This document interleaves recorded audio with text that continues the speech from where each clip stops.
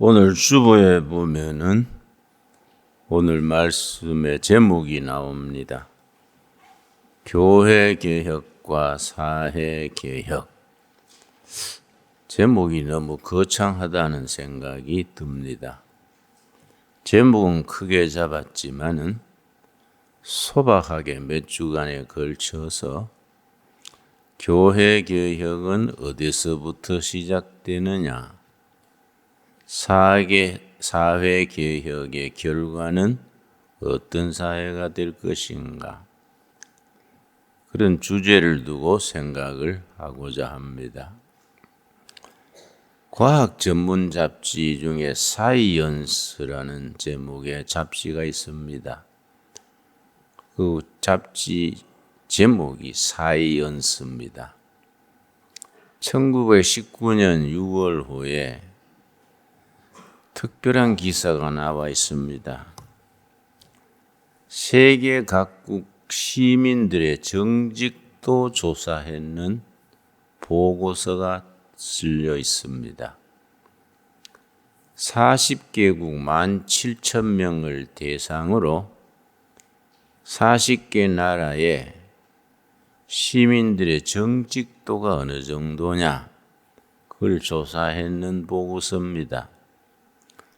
어떻게 조사했느냐 하면은 돈이 들어있는 지갑을 그 지갑 속에 명함이나 연락처 들어있는 지갑을 이렇게 공개된 장소에 떨어뜨려 놨습니다. 그러고서 그 지갑을 주순 사람이 신고하는 사람이 얼마인가? 지갑 주인에게 전화를 하든지 이메일을 보내서 내가 돈을 주셨는데 당신 주소가 들어있으니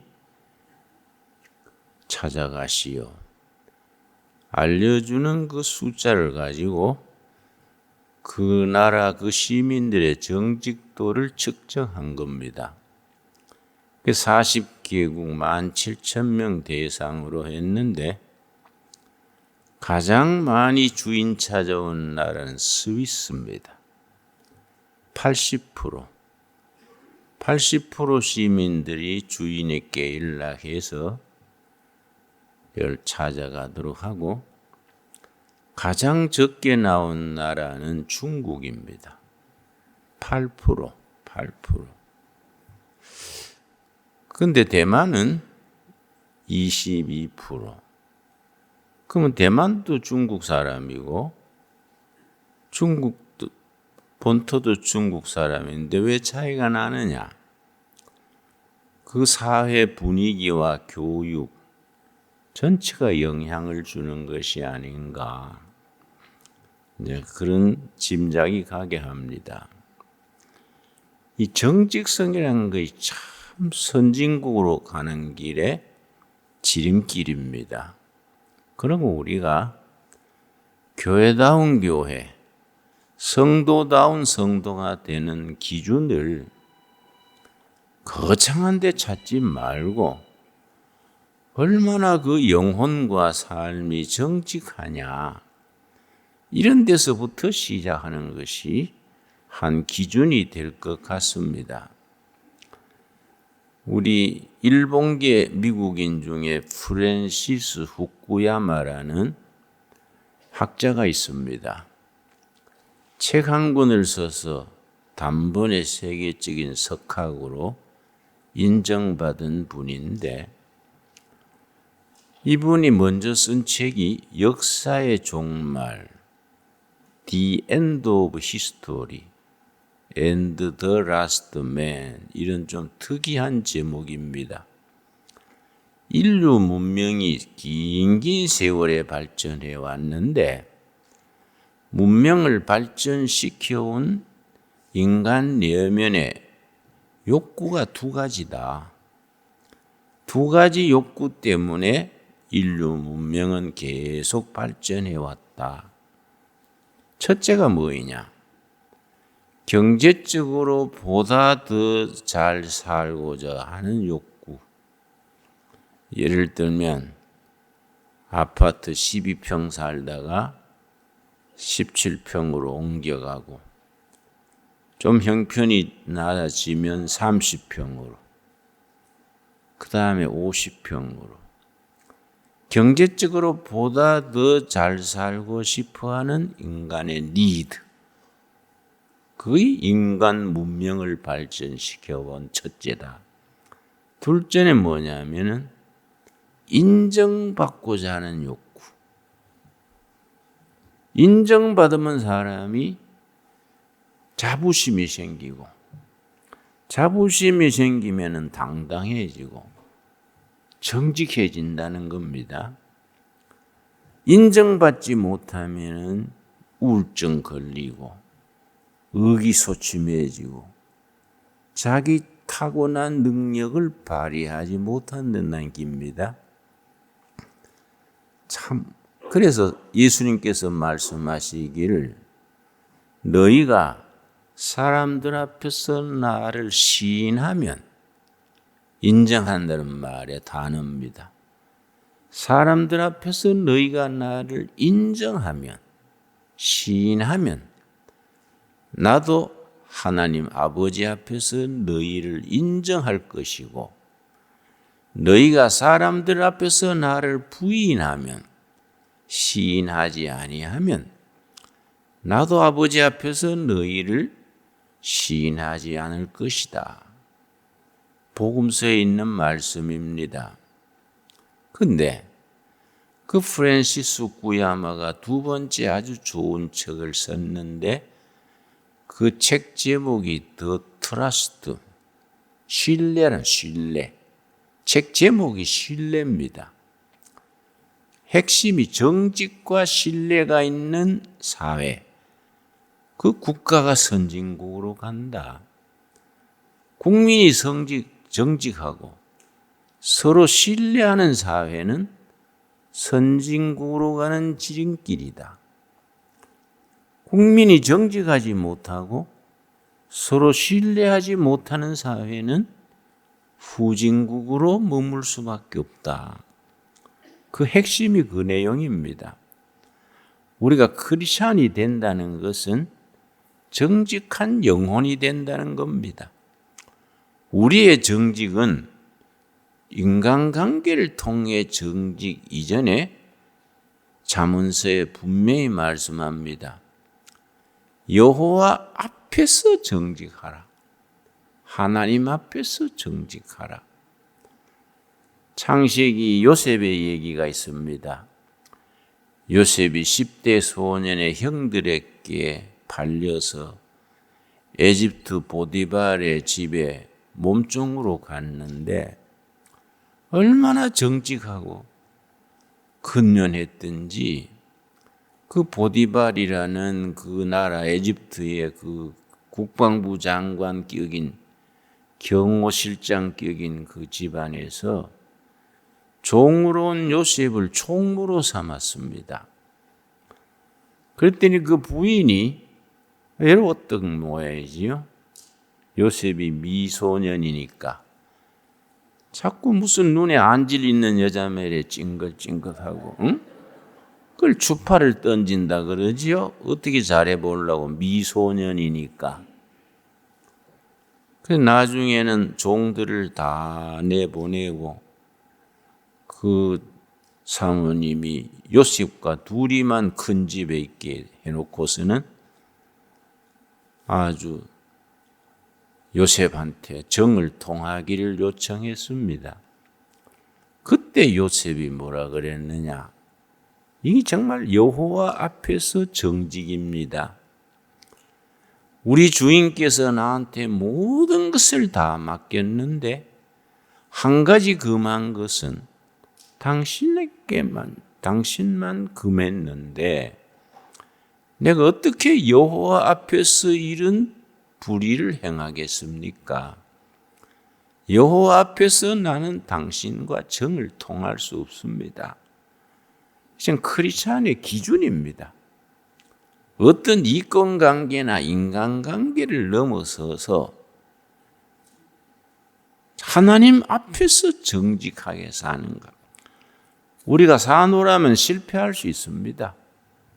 그러나 진실되게 하다가 실패한 것은 언제든지 복귀가 됩니다.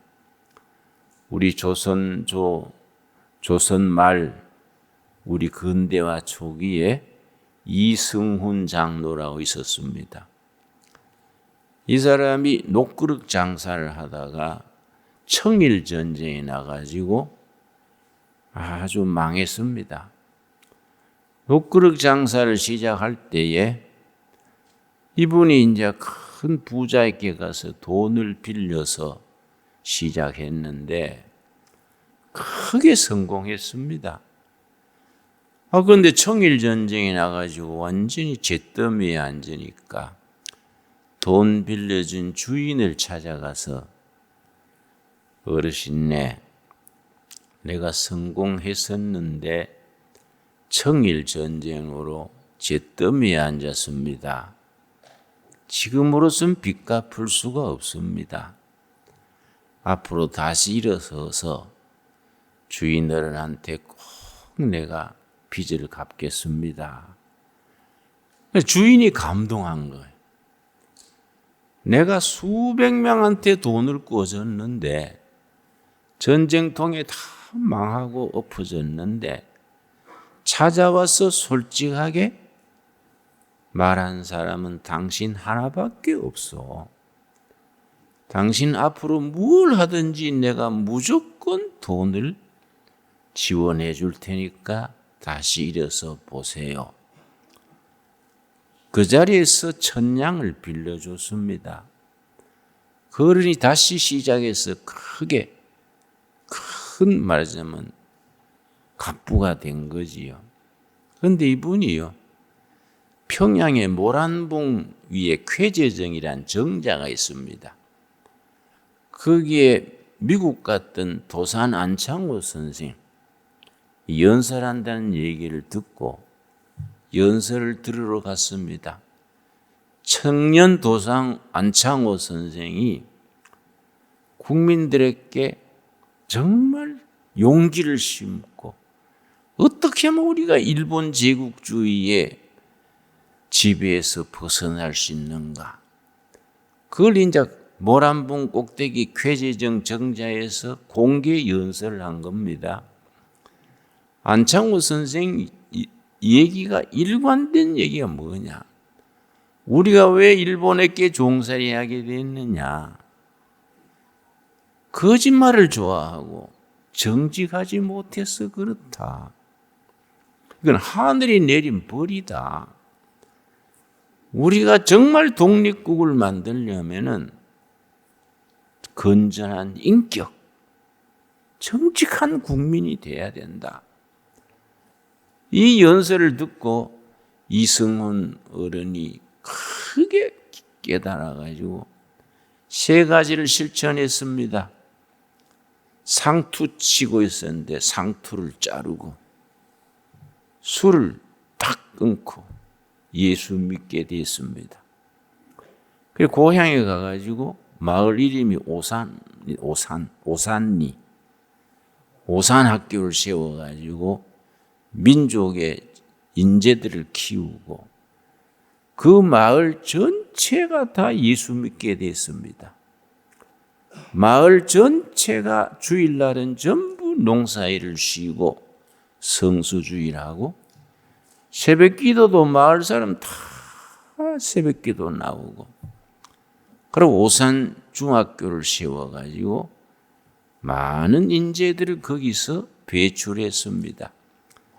우리 고려파의 순교자 주기철 박사님, 그 오산학교 출신이지요.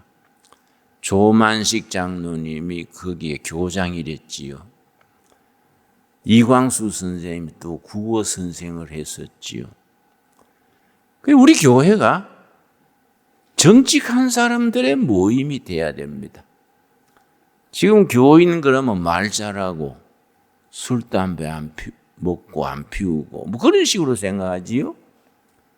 그것도 필요하지만은 교인 그러면 그 사람은 정직하구나, 정직한 사람이구나, 그런 인식을 받아야 됩니다. 내가 일본에 가서 한 호텔에 머물면서 밤사이에 엽서를 한 50장 안부 편지를 써서 밑에 이제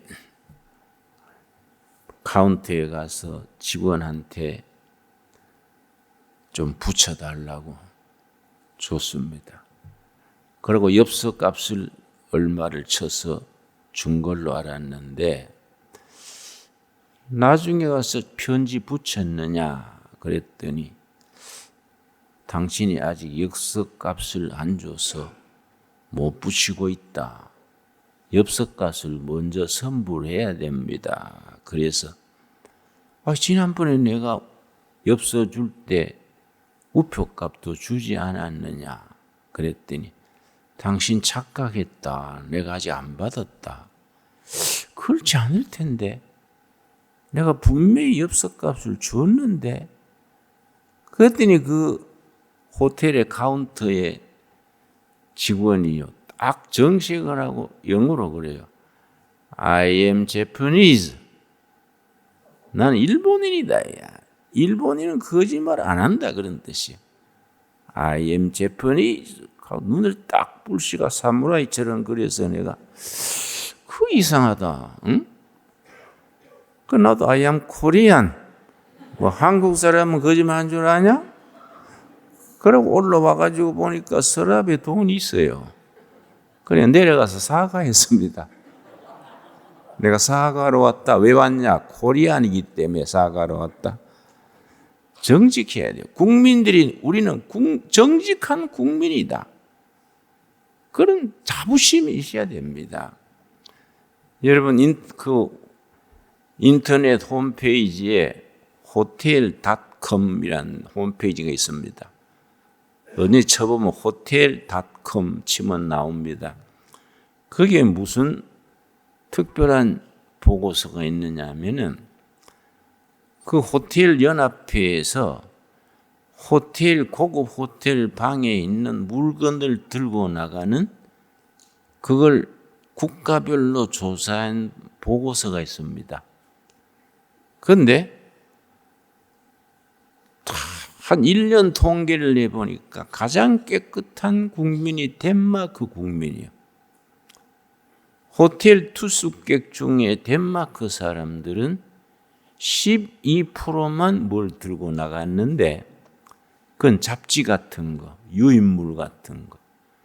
그런 건 어떻게 하면 들고 가도 될 것 같다는 생각 드는 그런 거 12%. 대만 사람, 한국 사람은 20%. 그것도 그냥 잡지 같은 거. 그런데 중국 사람은 34%. 그런데 물건이 달라요. 시계, 전등, 고급 담요 이런 걸 들고 나간 걸로 아주 호텔닷컴에 치면 나옵니다. 중국에서 항의를 하고 뭐 그랬습니다. 중국 사람이라고 본래 그런 게 아니라 사회주의 교육이 있습니다. 교육. 그 손자병법이라고 했습니다. 손자병법. 유명한 책이지요. 그걸 아주 중국 사람들은 최고의 경륜서로 잡는데 손자병법의 핵심 뭐냐면은 군사를 움직인다는 건 병이란 건 뭐이냐? 속임수를 쓰는 거이다. 군사가 적으면 많은 것이 속이고 많으면 적은 것이 속이고 병이라는 것은 속임수다. 그러니까 우리가 성경하고는 완전히 다른 말씀이지요. 딴 말이지요. 잠언 2장 21절 한번 보겠습니다. 잠언 2장 21절 말씀. 우리 자면은 우리 국민 교과서가 돼야 됩니다. 하나님을 안 믿어도 잠언은 열심히 읽어야 됩니다. 물론 우리들 신앙인들은 말할 것도 없고요. 잠언 2장 21절 말씀. 우리 신앙인들이 금과 옥조로 지켜야 될 게 뭡니까? 진실한 국민, 정직한 영혼, 신앙인의 이거는 기본입니다. 21절, 2장 21절. 대저 정직한 자는 땅에 거하며 완전한 자는 땅에 남아 있으리라. 이 말을 조금 원문대로 살리자면은 정직한 자들이 땅의 주인이 될 것이며 정직한 자들이 하나님이 번성하도록 그렇게 축복하신다는 겁니다. 완전한 자란 말은 나무랄 데 없는 사람, 나무랄 데 없는 사람, 성실한 사람은 땅에 남아 있으리라. 하나님의 말씀입니다. 여러분, 내가 아주 참 자주 추천하는 책을 갖고 왔는데요. 독일의 막스 웨버, 유명한 사회학자지요. 사회학자의 시족격입니다. 프로테스탄티즘 윤리와 자본주의 정신이라는 아주 참 고전에 속하는 책입니다. 쉽게 쓰고 얇게 썼으니까 꼭 여러분 한 번씩 읽고 자녀들한테 읽혀야 됩니다. 프로테스탄티즘 윤리와 자본주의 정신. 이 사람은 뛰어난 사회학자니까 독일 사회를 관찰을 했는데 종교가 없는 사람과 종교 있는 사람, 종교인과 비종교인을 구별해서 봤더니 종교인들이 비종교인보다 빨리 성공하는 거예요. 물질의 성공과 사회적인 성공. 근데 종교인 중에서도 기독교 신자들이 다른 종교인에 비해서 훨씬 빨리 성공하고 빨리 사회적으로 진출하는 거지요. 또 기독교인 중에서도 캐톨릭 신자에 비해서 개신교 신자가 빨리 성공하는 거이지요. 쉽게 우리나라 국회의원만 봐도 그렇습니다. 우리나라 국회의원 숫자가 300명입니다.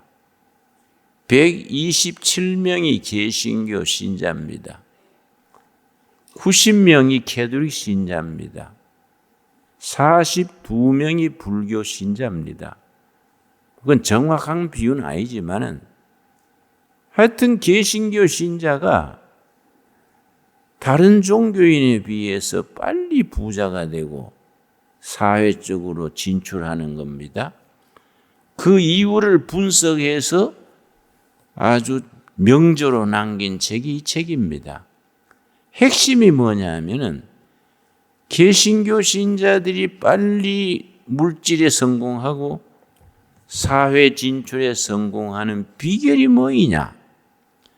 교회에서 배우는 성경 공부, 설교, 남전도회, 여전도회 활동, 구역 예배, 교회에서의 모든 듣고 배우고 활동하는 것이 그로 하여금 성공하게 한다.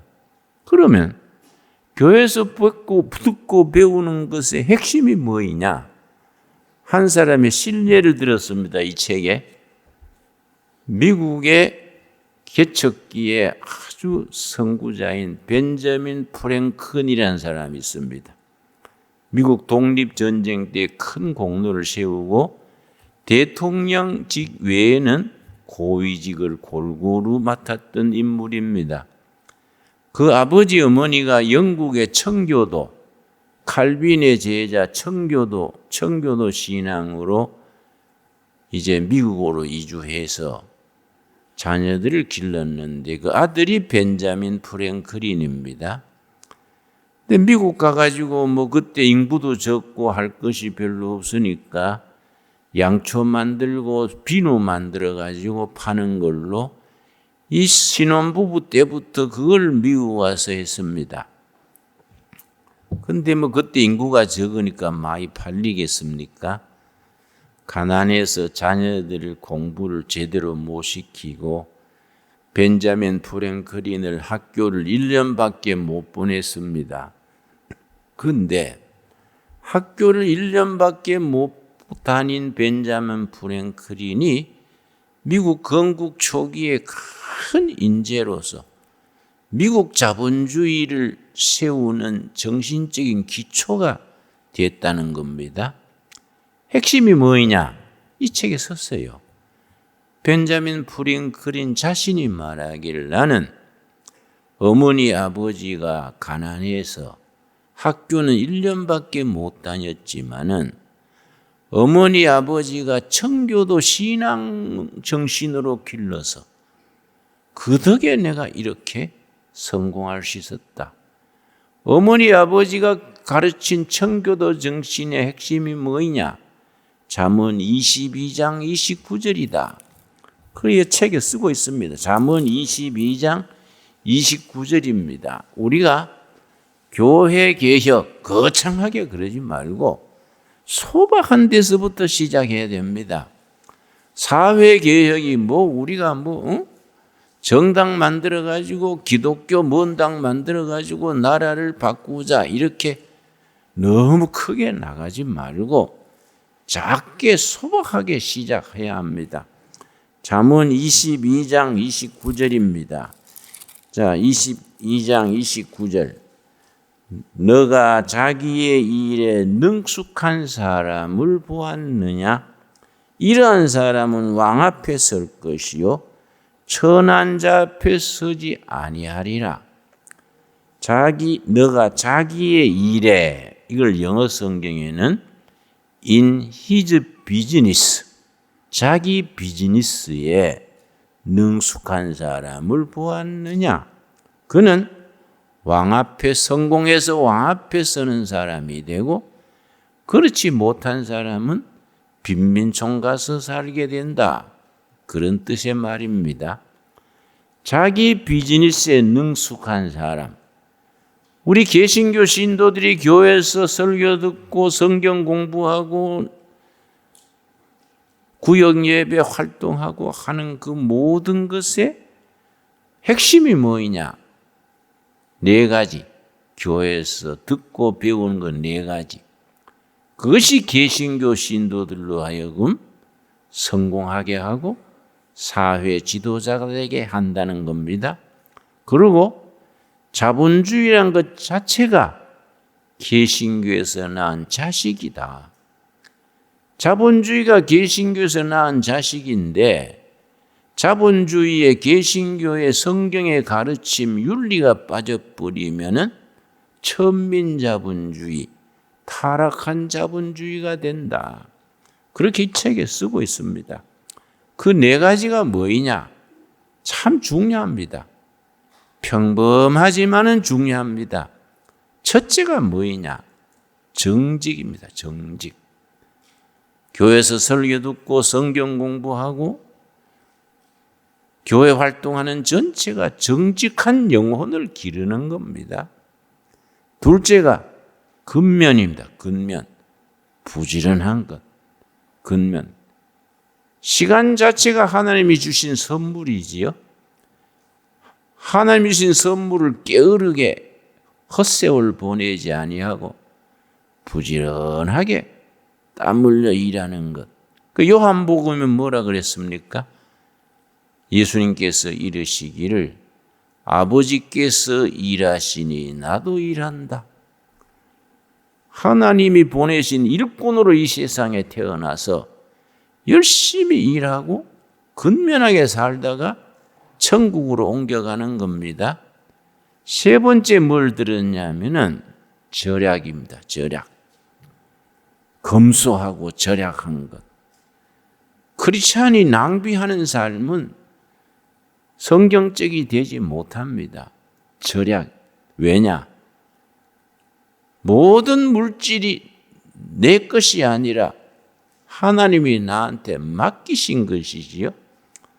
그걸 청지기 정신 그럽니다. 여러분, 우리 재능, 우리의 인생, 재물, 사업, 하나님이 다 맡기신 것으로 믿습니까? 그게 무슨 정신이라고요? 청지기. 하나님이 맡긴 물건을 잘 관리하는 겁니다.